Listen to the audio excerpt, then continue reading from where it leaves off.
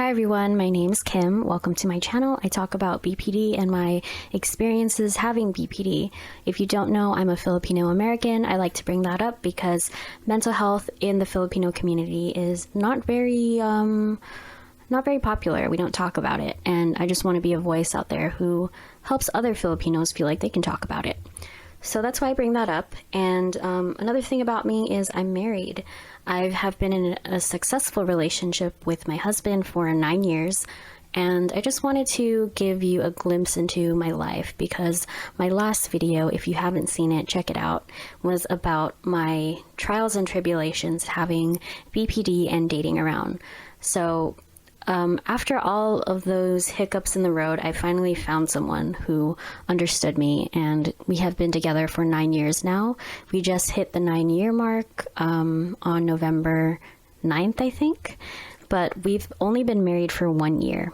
And I just want to praise him and praise the fact that we've been going strong, and I really like see our relationship as a beacon of light when I'm dealing with my bullshit. I actually am dealing with some shit right now where I don't feel too great about myself. I am in a shame spiral. I can't concentrate on anything else, but he's here by my side, and that makes all the difference. I think if he wasn't here, I don't know what I would be doing. I wouldn't have gone to DBT without him. I wouldn't have been so involved in my mental health if it weren't for him. I guess I want to quickly get into how I even met my husband, what it was like before we got together, and what he thought of me, what I thought of him. So we actually met in high school, and we weren't high school sweethearts. We were not even enemies. We just didn't acknowledge each other, even though we were in the same class. And he hung out with the rebels of the class. I hung out with the overachievers, and there was just no chemistry between us. We may have exchanged words once, but nope, we were not friends. And the only reason why I caught up with him many years later after high school and college was because I made friends with one of those people in his rebel friend group who was the nicest one out of that bunch. And I connected with that friend in college through Facebook. So after that, I went to that friend's party. We'll call him Oscar. I went to Oscar's party, and my husband Vince was there. Before that, we didn't know each other. He only knew me as that type A girl in newspaper class. I kind of made fun of him a little bit for eating stale Cheetos. We weren't attracted to each other. We were just meeting each other again, and it just felt like meeting a new person. And somebody like projectile vomited, and we helped Oscar clean up the vomit, and Oscar was actually too drunk to do it, so Vince and I went and got some supplies to clean it up. When we were doing this, I was like being very affectionate in a platonic way, like encouraging him as he cleaned up the vomit, and I even gave him a hug before we left. So that was the night that we re-met, and then we hung out after that. But I did like that we could talk about games and talk about philosophy, talk about psychology. And we were friends for about 6 months before anything happened.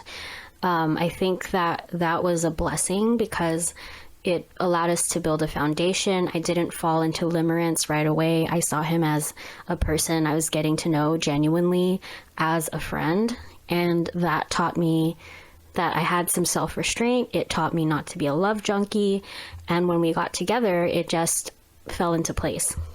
The night that we got together, I had like no idea it would happen. We were getting drunk and playing Connect 4 and playing what were you playing? We're playing like Speed, which is a card game, not the drug. We were playing Speed. I kept winning, and then I lost in one game of Connect 4, and then I had to like rap a song from the 90s. I forgot which one it was. And we were just doing silly stuff, and I felt like I could be myself, and I felt like I trusted him because I really wanted somebody who was perceptive in my life, who who could understand the complexities that I deal with. And I just felt I was at home when I was with him. And we got together that night unexpectedly, and it was hilarious and awkward, but ultimately great. Fast forward to when we started to get past that puppy love phase and get into the real stuff. This is when he saw the BPD side of me.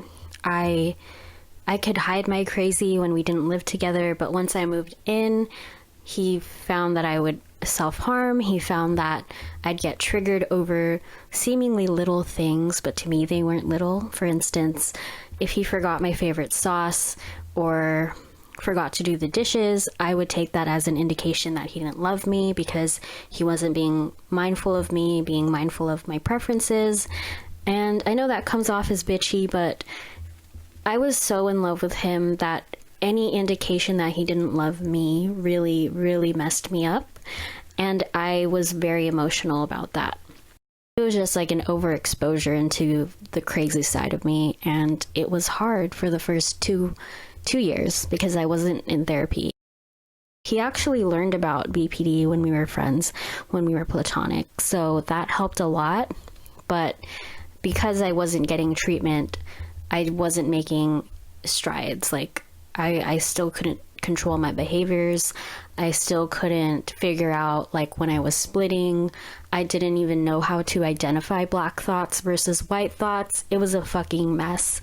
And he almost left me because it was just getting so bad. We were getting into fights every day, verbal altercations, no hitting. And I just like didn't want to lose him, so I was like, fine, I'll go see a therapist, I'll do DBT, I'll show you that I'm putting effort into this relationship and into myself. So really going to therapy was more about saving my relationship because I didn't want to lose him. But after I recovered a little bit, I learned that, oh, I could actually care about myself. This is what it feels like to give a shit about myself. This is kind of nice. So as I started recovering, the chaos toned down, and we actually became this super couple who could talk about anything. And it even got to the point where we talked about opening our relationship. That's how solid we were. It really solidified our relationship. We actually got closer after we opened our relationship, and currently we are monogamous, but just that experience of like a couple of months opening our relationship taught us even more about ourselves. We got into it deeper. We talked about our vulnerabilities, our boundaries, what makes us jealous. And yeah, I just feel like I went through everything with this person. Like, marriage doesn't even mean anything, really. It's just a title to us. And what we feel for each other is a lot deeper than the title. I just know that I'm going to be with him, he's going to be with me, and that I've found my soulmate. Even if soulmates may not exist, I feel like I have found my soulmate. So that is the end of my video. I might make more videos about our relationship. If you have any comments or questions, just let me know in the comment section or in Instagram. My name is @YourNewPenpal, and I take DMs. I've made a few friends already through this channel. So yeah, give me a shout and subscribe if you want to support me. Okay, I'll talk to you guys in my next video. Bye.